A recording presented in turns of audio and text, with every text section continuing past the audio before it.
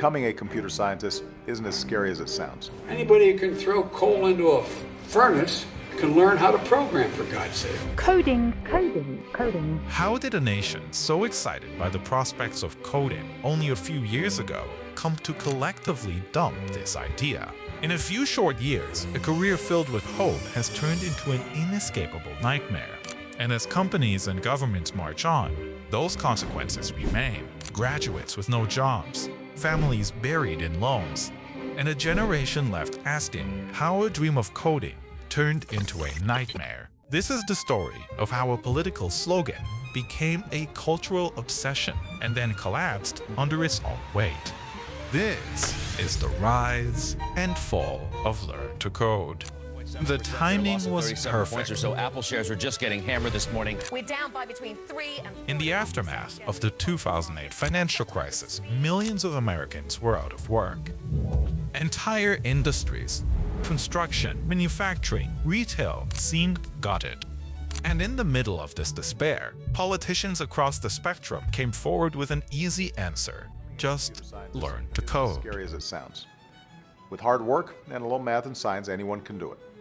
At the same time, Apple had just released the iPhone. Uber and Airbnb were rewriting entire industries.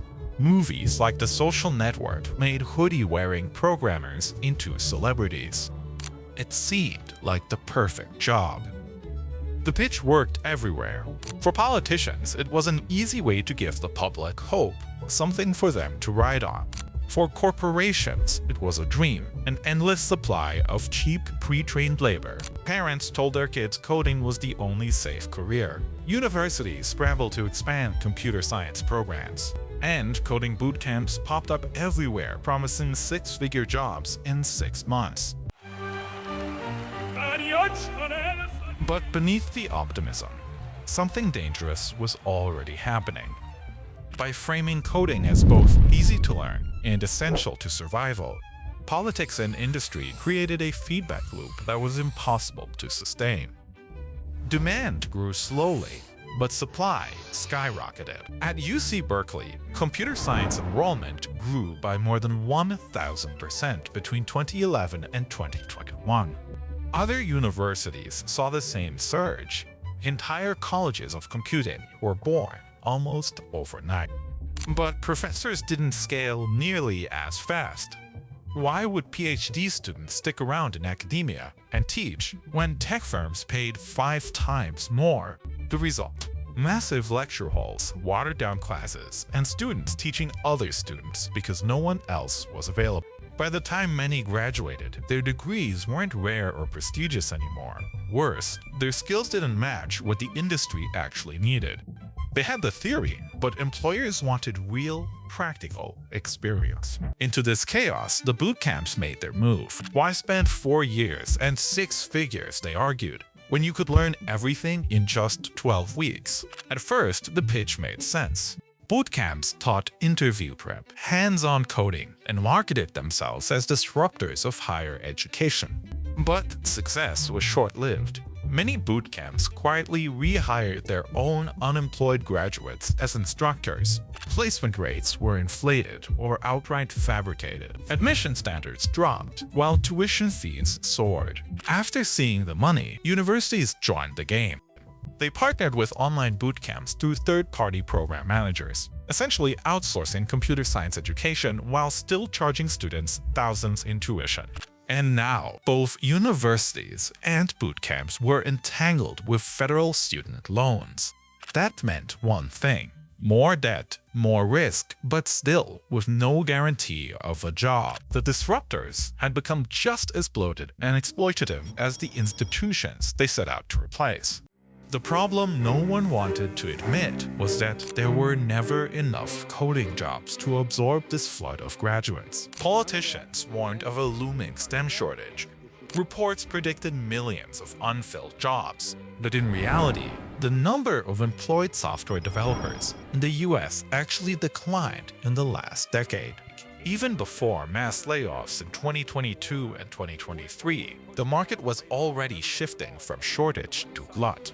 And globalization made things worse. Inspired by US rhetoric, countries from India to Nigeria launched their own Learn to Code campaigns. Now, the competition wasn't just local graduates, it was a worldwide labor force, all chasing the same limited jobs. This is where the story turns from policy failure to personal tragedy. Thousands of young people bet their futures on coding. Some gave up their true passions, believing programming was the only safe choice. Others mortgaged their savings to enroll in boot camps. Single parents sacrificed months of stability, hoping for security that never came. Many graduated into rejection, unemployment, or jobs that barely justified the debt they carried. And even those who beat the odds, those who got the shiny jobs at Meta, Amazon, or Google, soon learned how fragile the promise really was. When tech firms slashed tens of thousands of jobs with a single announcement, whole careers evaporated overnight. The supposed future-proof skill wasn't so future-proof after all. Learn to code was never just about education, it was about labor. By treating coding like literacy, something everyone must have, politicians ignored reality. Increasing supply doesn't increase demand. And not everyone has the aptitude or patience to code all day. And tech itself is cyclical. Booms, busts, layoffs, hype, collapse. Artificial intelligence didn't cause the downfall. It just exposed how shaky the foundation already was. The harsh truth is that Learn to Code was less about empowering workers and more about political propaganda.